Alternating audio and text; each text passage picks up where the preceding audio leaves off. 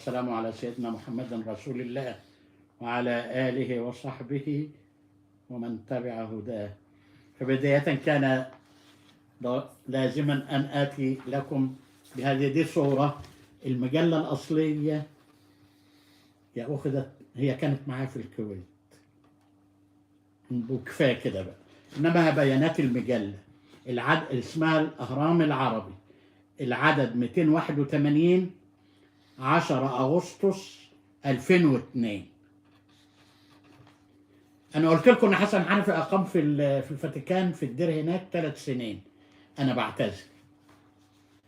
هو الدكتور عبد الرحمن بدوي اللي هو أستاذه قال أقام في الدير 10 سنين. 10 سنين.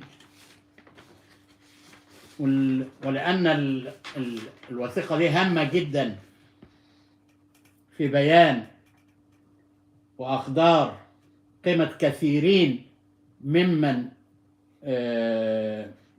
دلس على الأمة فيهم وبهم.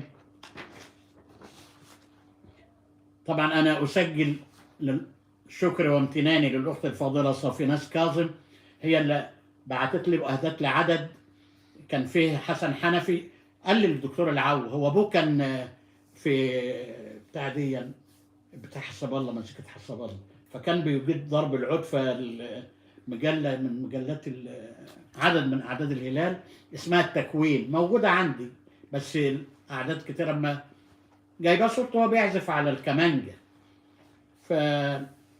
فكان أبوه البتاع دي اسمها فرقة حسب الله.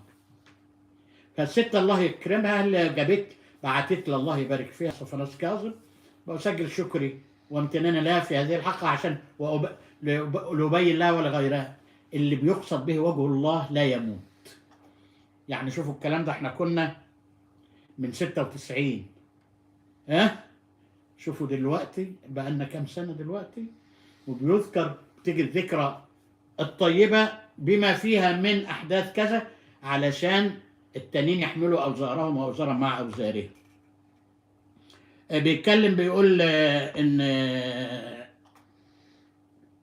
من عادات مصر أن تقوم صداقات الأوراق بيكشفها واحد اسمه الدكتور سعيد اللوندي. بيقول رمقته للدكتور عبد الرحمن بدوي. رمقته ذات يوم جالسا على مقهى لوديبار. هو كان مقيم في فندق في فرنسا من أيام ما كان مبعوث. لوديبار المجاور لنهر السين في الحي اللاتيني.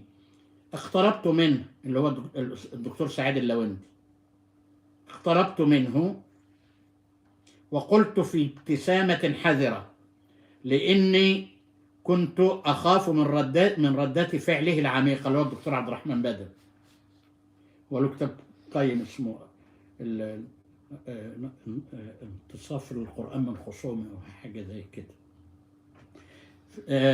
فهز رأسه موافقا بعد تردد وقال في حماسة مشوبة بالسخط: ما هذا الذي يكتبه أحمد عبد المعطي حجازي عن العلمانية؟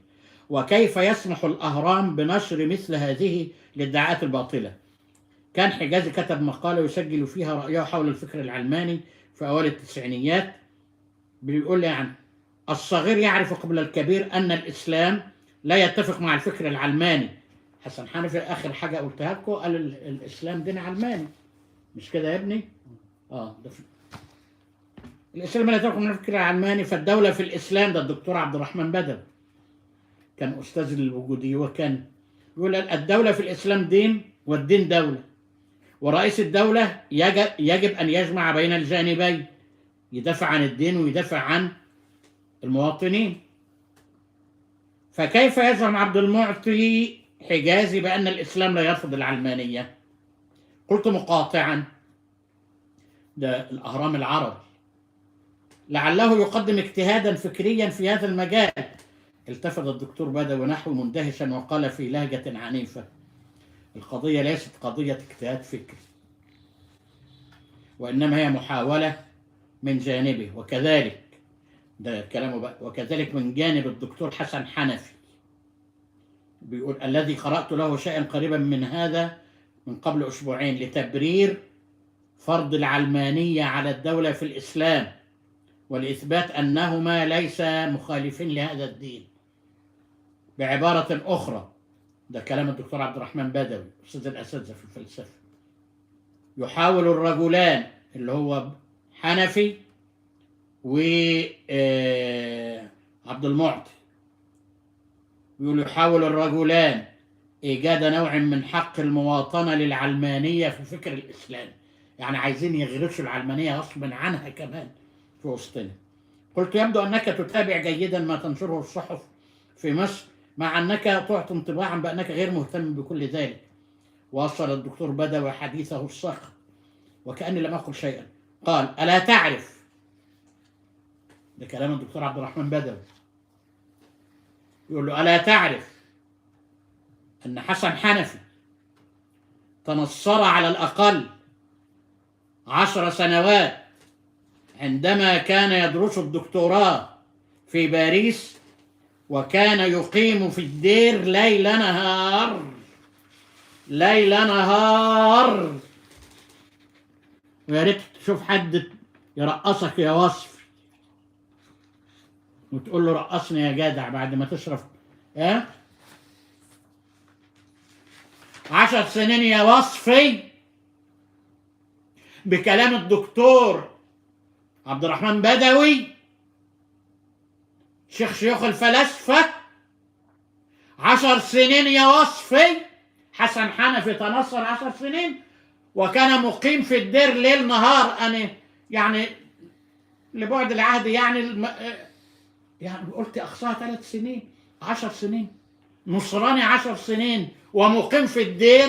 وانت عارف يا وصفي بيعملوه في الفاتيكان يا وصفي، في اللي بينام هناك يا وصفي. اقول لك يا وصفي، اقول لك في 300 طفل من 10 سنين طلعوهم من تحت احد جدران الدير مدفونين احياء، لان الدير رح منه دير تاني.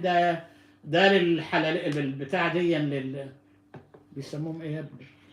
للحلاليف، ودول للحلفيات للحلفيات. 300 من جابوهم الكهنة، سافر من ظهر سافر. وده 10 سنين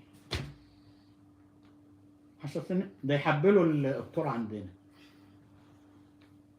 يجيبوا كم عجل ده. 10 سنين يا صافي. الجريدة يا صافي، المجلة يا صافي